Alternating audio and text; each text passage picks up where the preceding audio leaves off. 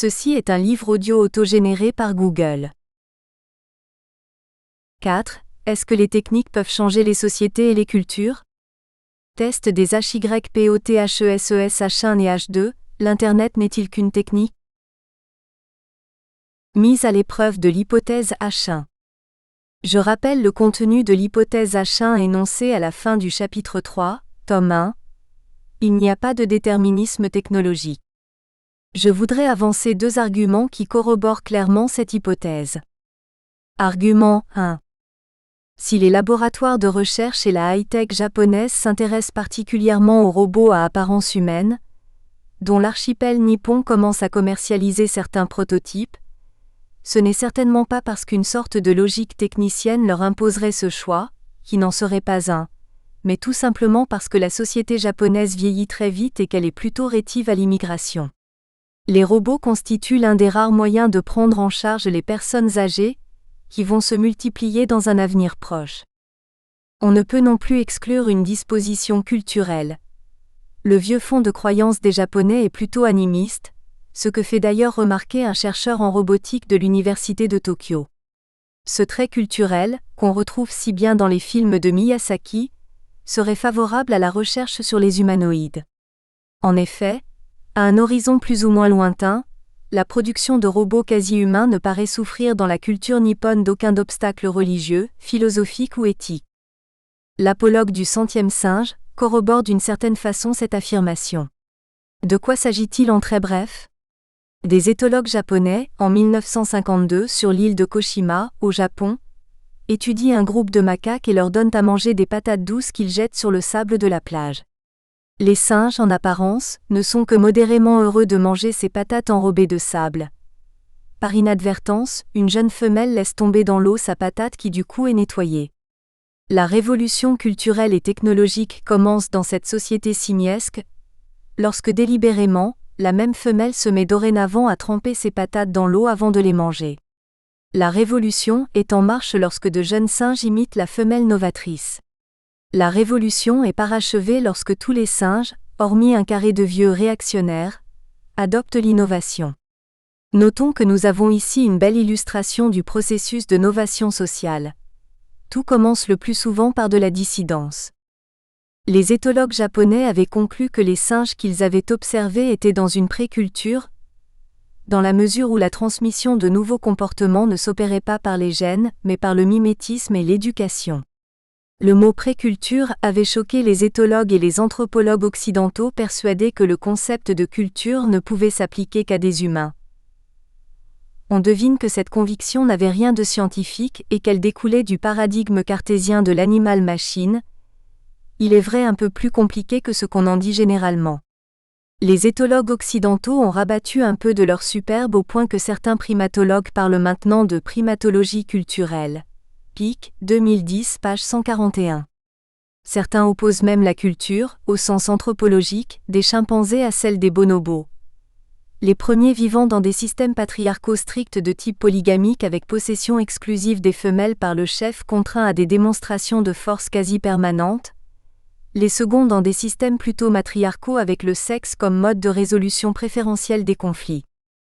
Pour les Japonais, parler de culture à propos des singes ne posait aucun problème, pour la bonne et simple raison qu'il n'existe pas dans leur vision du monde une rupture très nette entre le monde des objets, le monde animal et le monde humain. Ce socle culturel semble bien avoir résisté à la modernité technologique. On pourrait d'ailleurs en tirer argument en faveur de la thèse que je défends. Les techniques n'ont pas modifié en profondeur les croyances profondes des Japonais.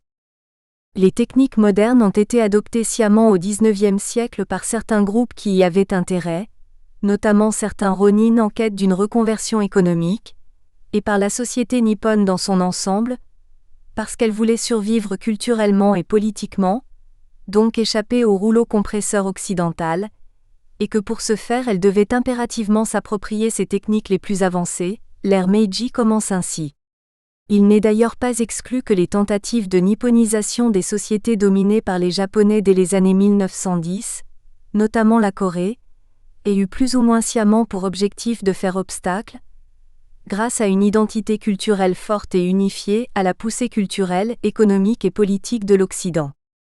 On va objecter le suicide public de l'écrivain Mishima, novembre 1970, qui proteste au moyen de cet acte symbolique contre ce qu'il considère comme la perte des valeurs de la société nippone et sa mercantilisation.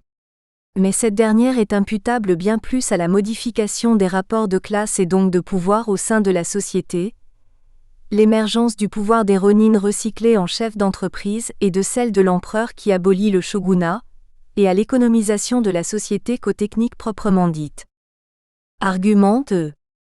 D'une façon générale, s'il existait une logique technicienne déterministe et donc universelle, on ne voit pas pourquoi les sociétés modernes feraient des choix technologiques assez différents, le Japon dans la robotique et les nanotechnologies, les États-Unis dans les techniques de communication, le génie génétique et les énergies renouvelables, les Français dans la technologie des transports et le nucléaire, etc.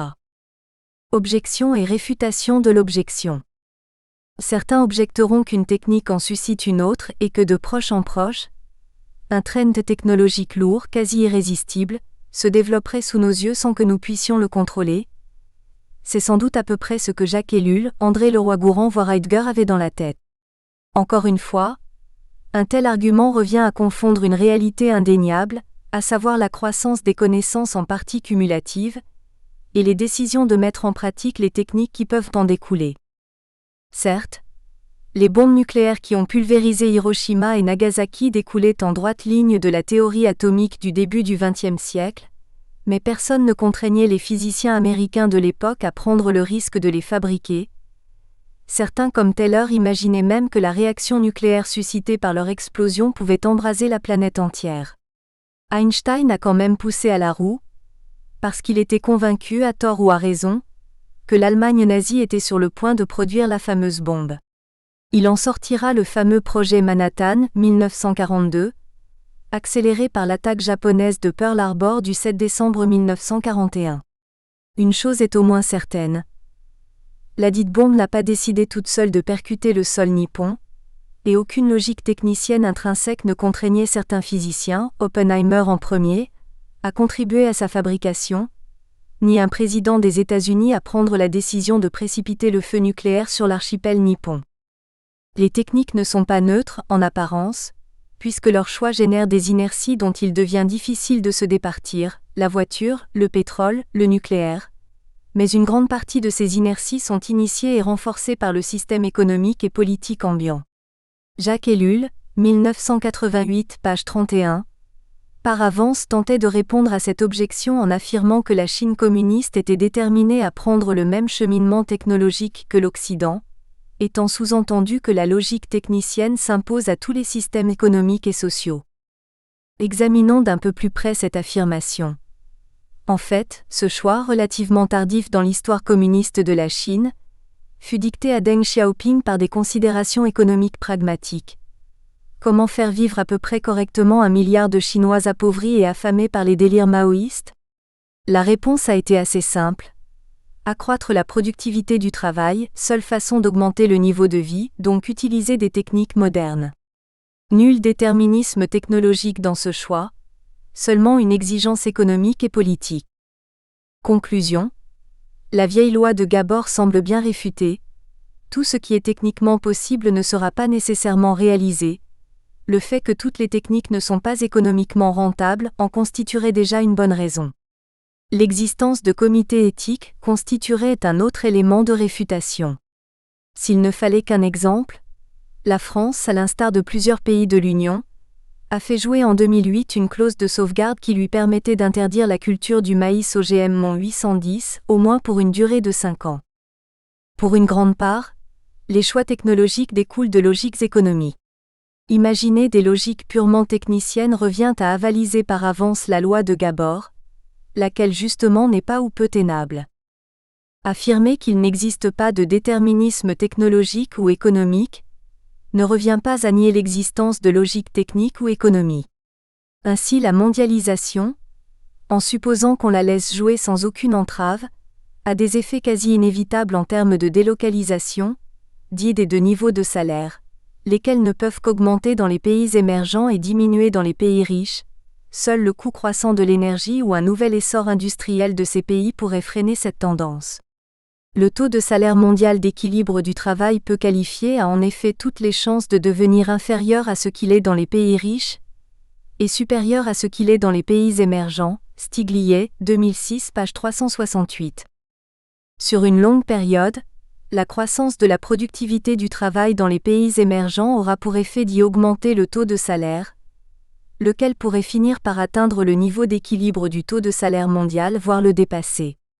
Mais cette fois, le niveau de salaire inférieur des pays riches jouera comme un frein à l'expansion du taux de salaire des pays intermédiaires, qui ne le seront plus, mais faiblement parce que les salariés des pays riches sont bien moins nombreux que ceux des pays pauvres. Et encore, ce scénario repose-t-il sur l'hypothèse que la croissance de la productivité induit de façon mécanique une croissance du taux de salaire. Ce qui à long terme est quasi inévitable, mais qui sera tout de même retardé, notamment en Chine, par l'offre de travail potentielle encore énorme de paysans qui vivent de plus en plus mal de leur lopin de terre. D'ores et déjà, on estime à 100 millions le nombre de travailleurs flottants qui ont fui les campagnes sans pouvoir s'insérer durablement dans les villes. Si on laisse le système mondialisé développer sa logique interne, les effets qui viennent d'être décrits, fût-ce grossièrement, sont à peu près inéluctables. La question est de savoir si la libre volonté des hommes, via la politique, peut contrecarrer ces effets. Si on répond non, on fait profession de foi déterministe. En réalité, le débat a jusqu'à présent porté sur une autre question. Oui, on peut contrecarrer ou du moins infléchir les logiques économiques, mais est-il souhaitable de le faire ? Les partisans du laisser-faire répondent : si nous laissons les logiques économiques opérer sans entrave et sans régulation, à long terme nous serons tous gagnants en termes de bien-être. Les interventionnistes répondent : A. Dans le long terme nous serons tous morts. Keynes. B. Les conditions requises pour que les logiques économiques, celles du libre marché, aboutissent à des effets nets positifs en termes de bien-être sont si restrictives qu'il faut infléchir ces logiques dans un sens qui soit collectivement favorable. Protection modulée, appui à certaines productions, aménagement du territoire, incitation à la création d'entreprises et à la recherche-développement. C'est dans tous les cas, il y a des perdants et des gagnants.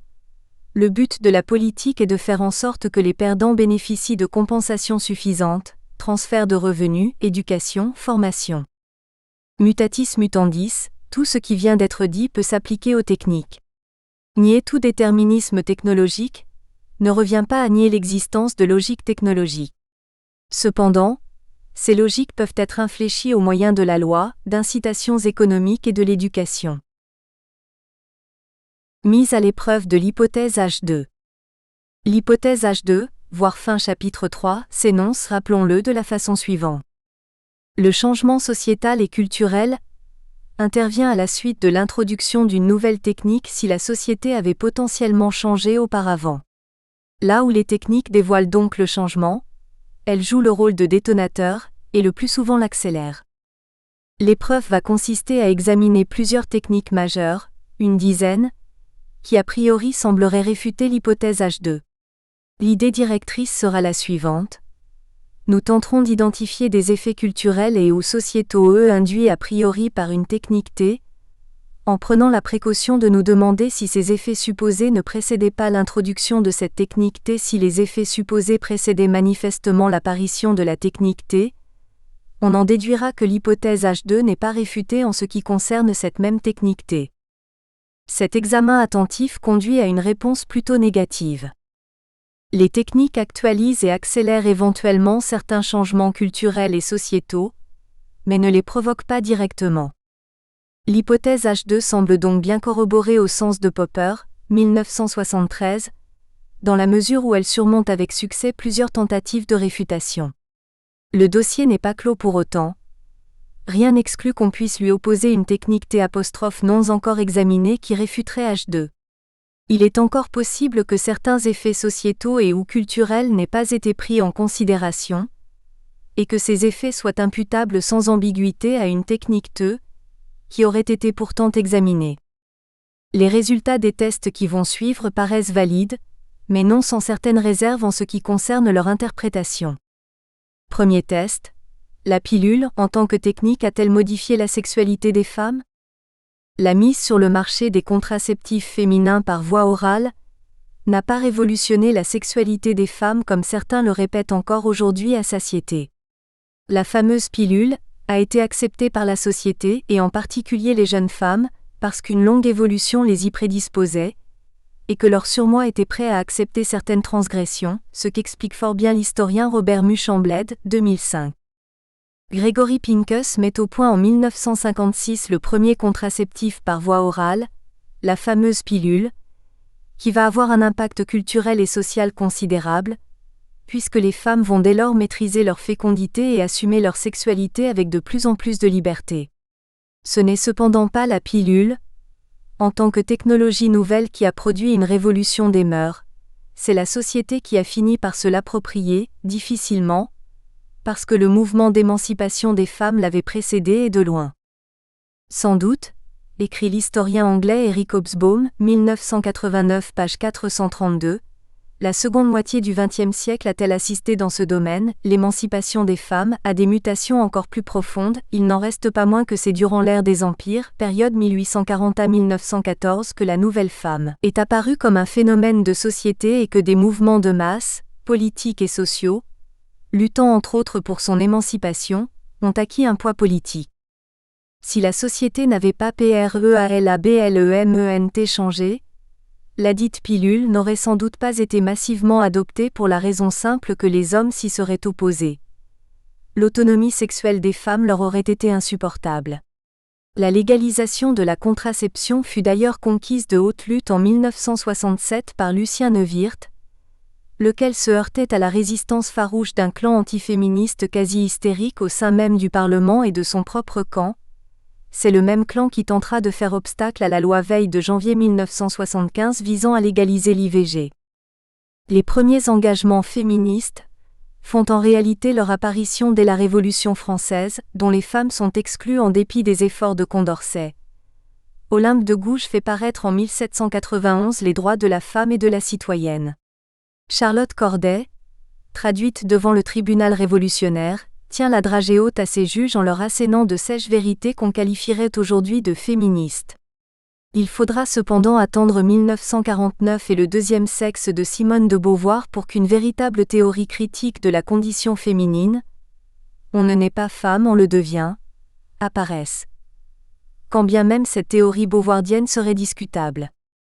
Les enquêtes les plus récentes montrent qu'on assiste depuis 40 ans, du moins en France, à une évolution assez rapide des comportements liés à la sexualité, Boson 2008.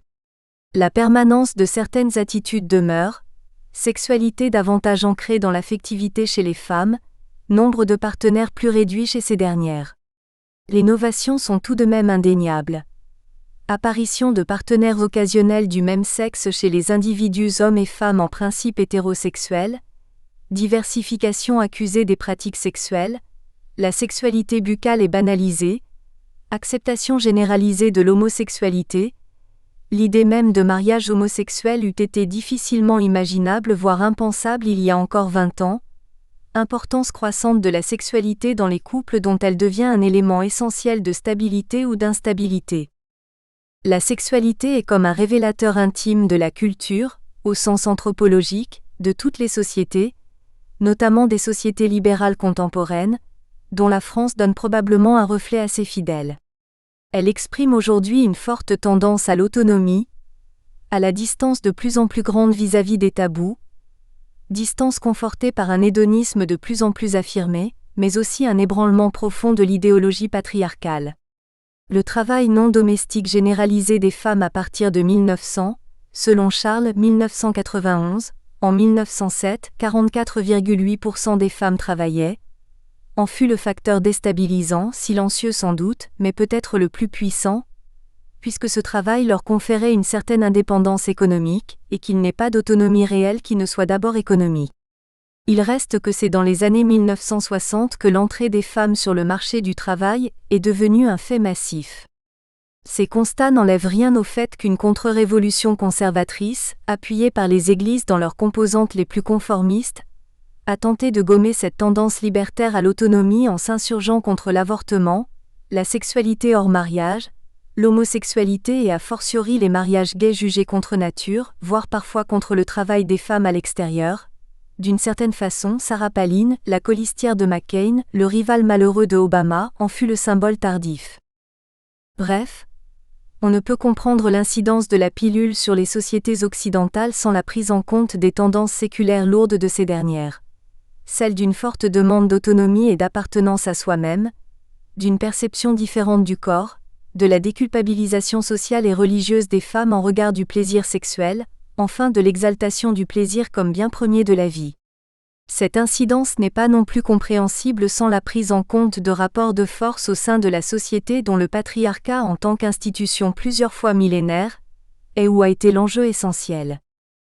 L'une des dispositions législatives les plus révolutionnaires de la deuxième moitié du XXe siècle, au demeurant peu soulignée, fut l'abandon du principe de la puissance paternelle au profit de l'autorité parentale. La loi de 1970 dispose que désormais, les deux époux assurent ensemble la direction morale et matérielle de la famille. La loi mettait fin à l'une des institutions les plus résistantes qui soit. Le patriarcat ébranlé voire abattu, le reste allait suivre en quelque sorte logiquement. La légalisation des IVG, une plus grande acceptation sociale de l'homosexualité, la reconnaissance des unions gays via le PACS et celle de l'homoparentalité, non acquise aujourd'hui en France mais qui ne saurait probablement tarder. Cela ne veut pas dire que nos sociétés méritent une palme de tolérance.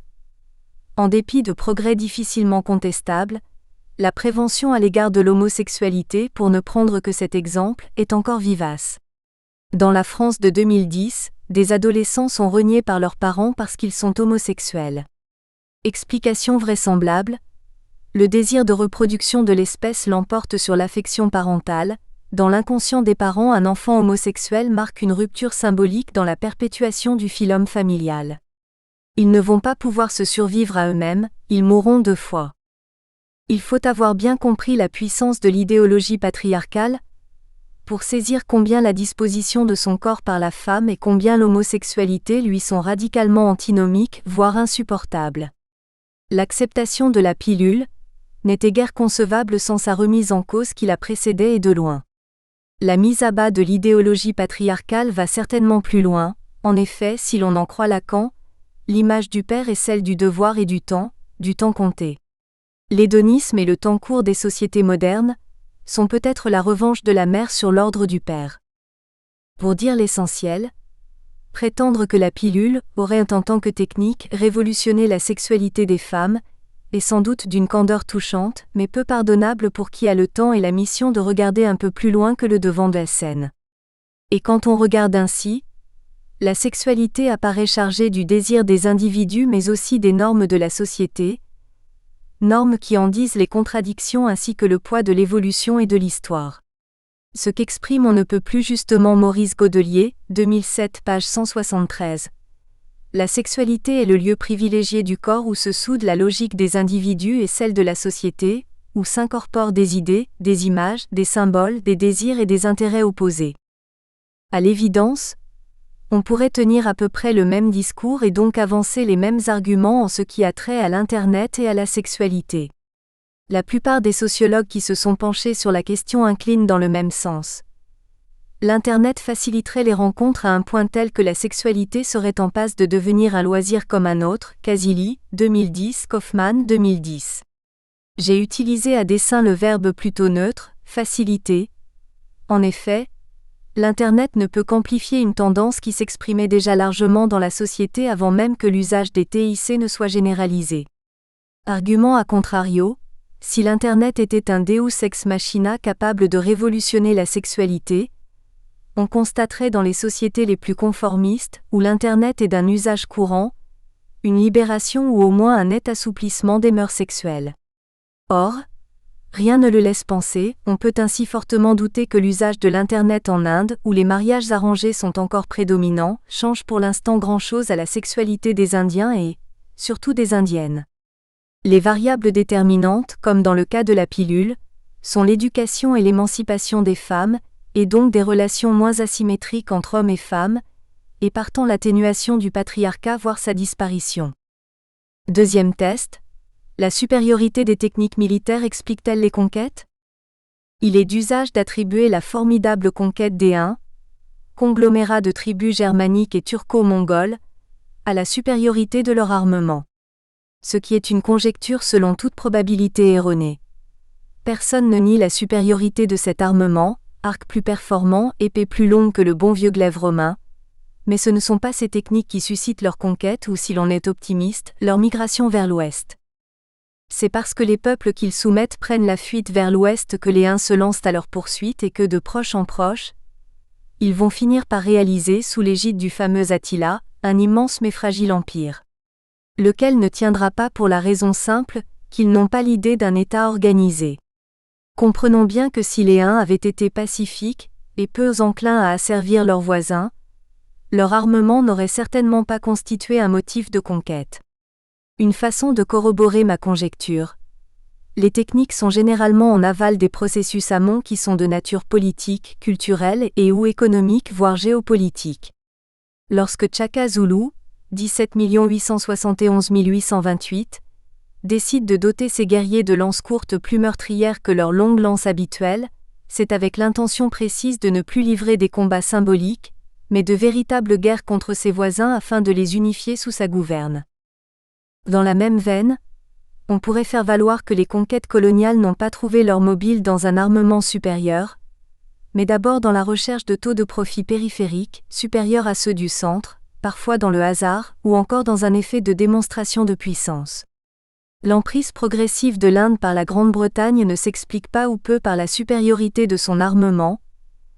Cette explication est d'autant moins recevable que les canons indiens semblent avoir été faits dans un acier de meilleure qualité que ceux des Anglais, Béroche, 1997. À la fin du XIXe siècle, la supériorité de l'armement des Européens finit quand même par faire la différence. Mais ce sont moins les armes qui furent à l'origine de la conquête que les mobiles de ceux qui les utilisaient ou les faisaient utiliser. Mobiles qui s'inscrivaient eux-mêmes dans la logique du capitalisme impérialiste de l'époque, Hobsbawm, 1989, en particulier le Chap. 3, mais aussi dans le mimétisme et l'effet de démonstration. L'Allemagne se lance tardivement dans des conquêtes coloniales plutôt par prestige et souci de tenir la dragée haute aux Anglais et aux Français. Le Japon par souci de puissance. D'une certaine façon, remarque l'historien Christopher Alan Bailey, 2006 page 267, la colonisation est le produit de la consolidation de l'État-nation en Europe, en Amérique et au Japon. Bailey ajoute que dans la deuxième partie du XIXe siècle, la montée un peu partout dans le monde du sentiment national n'a fait qu'exacerber le désir de délimiter des terres ou de se les accaparer quand il en était encore temps. Avant de clore ce point, il ne paraît pas inutile de réfléchir un instant à la proposition centrale d'un livre aujourd'hui ignoré, publié en 1938. Une invasion est-elle encore possible, écrite par un certain général Chauvineau, et surtout préfacée par Pétain, lequel défend avec une telle insistance les thèses avancées dans cet ouvrage qu'on se demande si son signataire n'est pas un simple prête-nom. Quelle est cette proposition centrale ? C'est la technique militaire qui commande le choix des alliances et qui impose à la nation sa politique extérieure. Ce qui revient, commentait l'historien Marc Bloch, 1990 page 250, à remettre aux mains des chefs de l'armée la direction générale du pays et le contrôle du gouvernement. Autrement dit, après la lecture de ce livre, rappelons-le publié en 1938, on n'avait plus guère d'illusions à se faire quant aux ambitions du maréchal.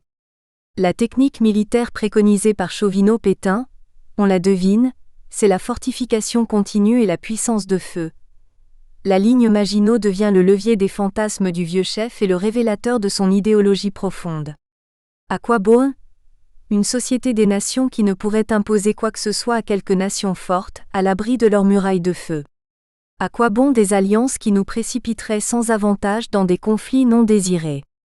La conséquence en est claire même si elle est en pointillé. À l'abri de notre bouclier, laissons l'Allemagne, nation forte et respectable, faire ce qu'elle veut en Europe centrale, et laissons la vieille Angleterre, notre ennemi de toujours, se débrouiller seule face à Hitler. Décidément, la poignée de main de Montoire n'était pas fortuite.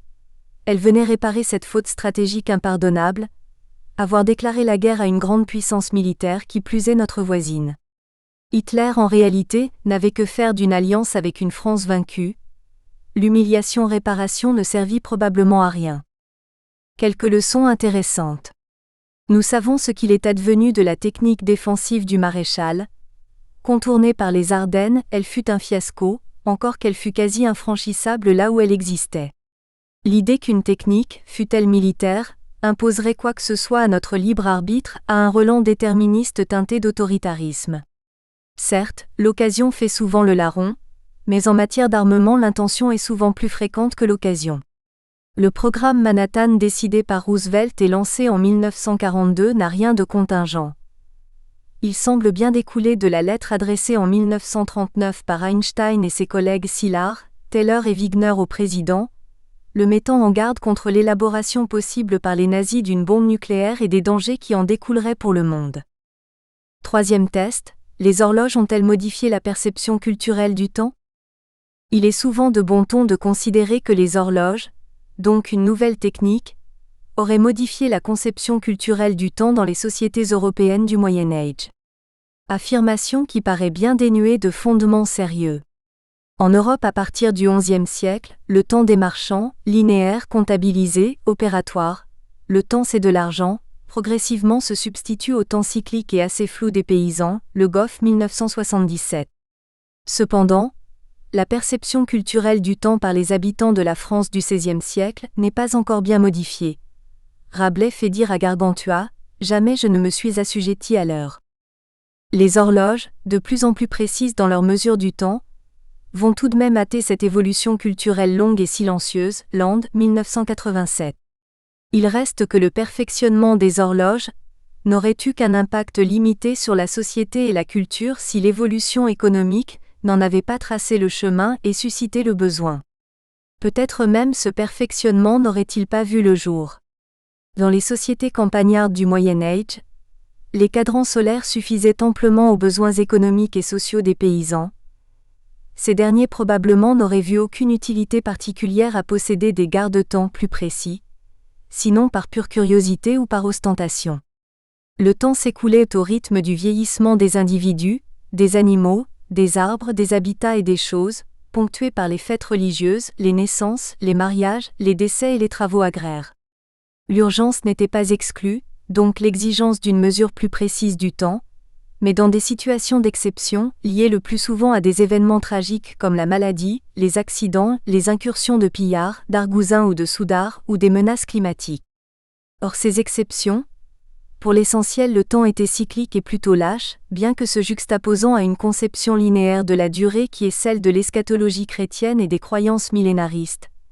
L'eschatologie chrétienne repose sur l'attente de l'Apocalypse, étymologiquement révélation, de la résurrection des morts et du jugement dernier. Le passage de la conception cyclique à la conception linéaire du temps a d'ailleurs une incidence considérable. On est bien tenté d'affirmer, à la suite du philosophe Mark Rowlands, 2010 page 249, et d'autres, que la première relève d'une philosophie parménidienne du monde qui fait de chaque instant une fin en soi, et non un impondérable insaisissable à la façon de saint Augustin, Confession, Xi 400. Rowlands écrit avec sensibilité, Ibidem page 250, « Toute joie réclame l'éternité, dire oui à un instant revient à dire oui à tous les autres. Le jamais plus est aberrant.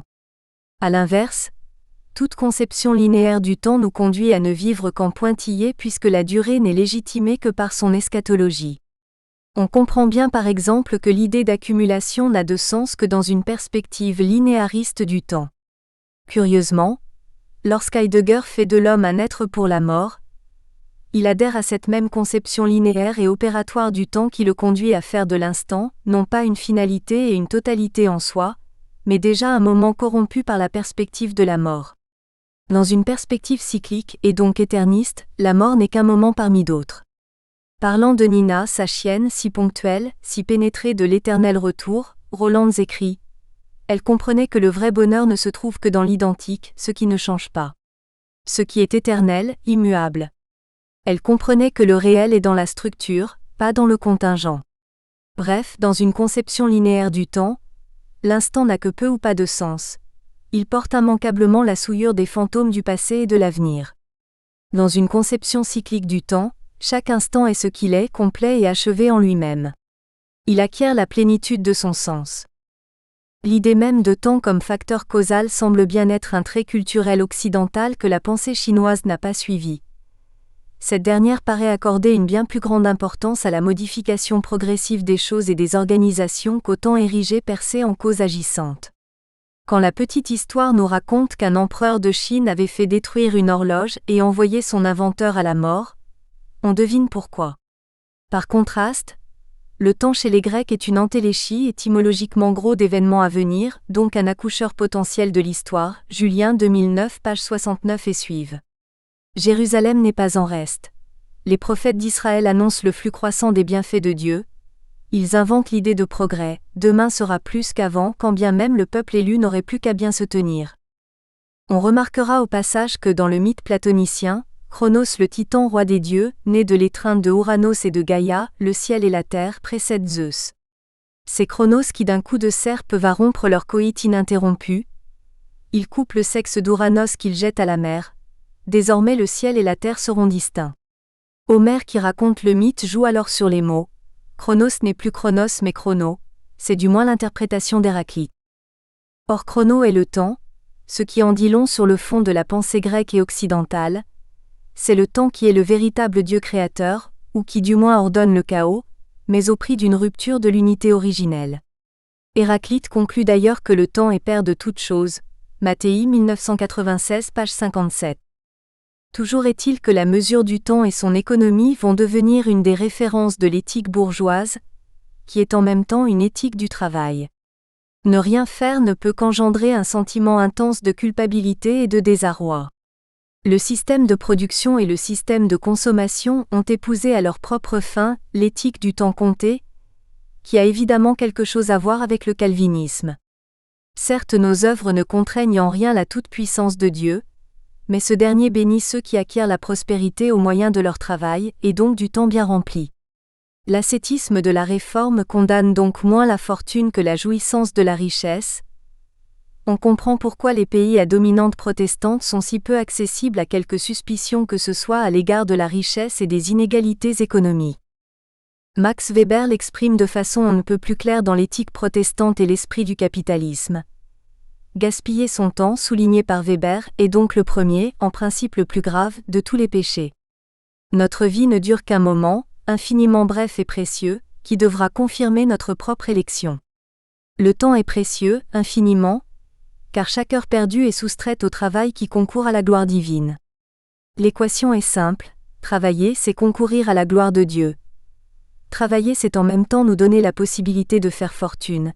Cette fortune, si elle advient, confirme la bénédiction de Dieu et très probablement notre salut qui est décidé de toute éternité. On notera au passage cette idée essentielle chez Luther par mystique et chez Calvin, par logique. La distance infinie entre le Créateur et sa créature interdit à cette dernière de contraindre Dieu de quelque façon que ce soit, même par la prière qui aurait alors quelques relents de magie. Par contraste, le temps des sociétés modernes contemporaines est si plein d'activités programmées, de précipitation, d'attente, de saturation de tous les biens, y compris et d'abord des biens d'information, qu'il finit par se densifier à un point tel qu'il ne laisse plus d'interstice par où penser le passé ou le devenir non immédiat. L'espace des objets marchands, de la communication et de la suractivité a submergé le temps au point de le réduire à une immédiateté fantomatique. Personne n'a plus le temps, donc le temps est devenu artificiellement rare voire insaisissable. Andy Warhol, 1928 à 1987, peintre, cinéaste et écrivain américain, fut l'un des premiers à saisir l'inconsistance d'un monde submergé de biens et d'informations, peuplé d'ectoplasmes humains qui, refusant toute vraie rencontre, y compris et d'abord avec eux-mêmes, s'inventent des obligations factices qui sursaturent le temps dans l'espoir insensé d'abolir la durée et donc le vieillissement et la mort. D'une certaine façon, la dilatation de l'espace des biens et de l'information s'est donc opérée au détriment du temps, qui s'est contracté à la quasi-immédiateté. Au contraire de ce qu'affirment certains Hayage 2006, trop de temps est sans doute préjudiciable à l'accumulation des biens. Trop de biens et d'informations semblent raréfier le temps. Gazier 2005, page 114. Robinson sur son île avait le choix soit de consommer beaucoup de temps libre, soit de consommer beaucoup de biens. Il ne pouvait avoir les deux à la fois puisque pour consommer beaucoup de biens et donc les produire, il devait sacrifier beaucoup de... Nous espérons que vous avez apprécié cet aperçu. Pour continuer à écouter ce livre audio sur Google Play Livres, utilisez le lien dans la description de la vidéo.